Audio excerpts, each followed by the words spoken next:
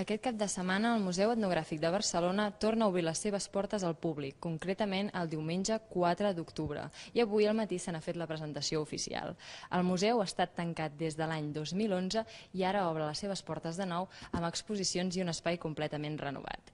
El canvi més significatiu es troba en aquestes sales i estem acompanyats de Pep Fornés, el director del museu, que ens explicarà quins són els canvis més significatius, com ara dèiem, d'aquestes sales.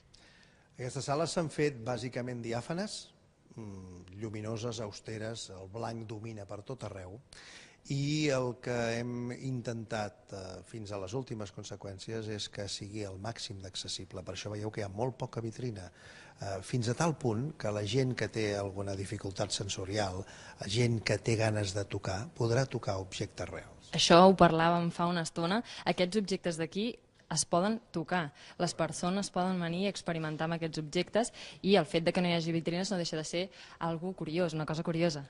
Sí, de fet, l'experiència ens demostra que la mirada tàctil és una mirada especial, és un concepte molt antropològic, la mirada.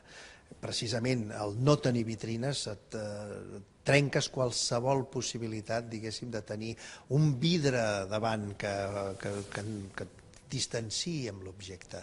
Si finalment el que intentes és que la gent s'apropi i pugui sentir l'objecte des d'una perspectiva molt més sensorial, el millor és buscar objectes que estiguin fora de col·lecció, fora d'inventari, però objectes reals que puguis tocar. Per tant, no només la gent que no hi veu, sinó tothom podrà experimentar el tacte dels objectes etnogràfics, siguin d'aquí o de ben lluny. Perquè vosaltres no ensenyeu objectes, ensenyeu significats.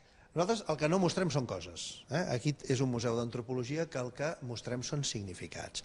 Ens plantegem, primer que tot, un concepte que necessàriament és complex. A partir de la complexitat, el que intentem és trobar objectes que ens ajudin a fer entendre, per la comparació i per l'acumulació d'objectes, que tinguin relació els uns amb els altres, alguns conceptes complexes. Intentem no fer-ho complicat. Tot i amb això, el Museu Etnològic de Barcelona no és un museu fàcil.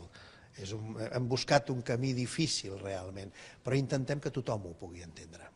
I això que estem veient aquí mateix forma part d'aquestes noves exposicions, 6 objectes grans que formen un bodegó juntament amb altres objectes. Explica'ns, això què significa? Què vol dir? Estem davant d'una cabana del Pirineu català recol·lectada per Ramon Violant i Simorra als anys 40.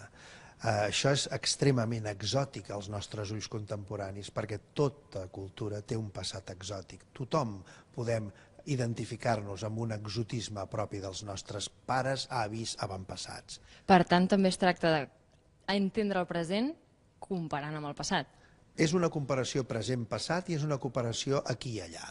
Vull dir, és la idea de veure com altres cultures molt distants han trobat similars solucions a necessitats econòmiques, de treball, de familiars de relació o, per exemple, solucions a les ganes, per exemple, de creure o de tenir idees.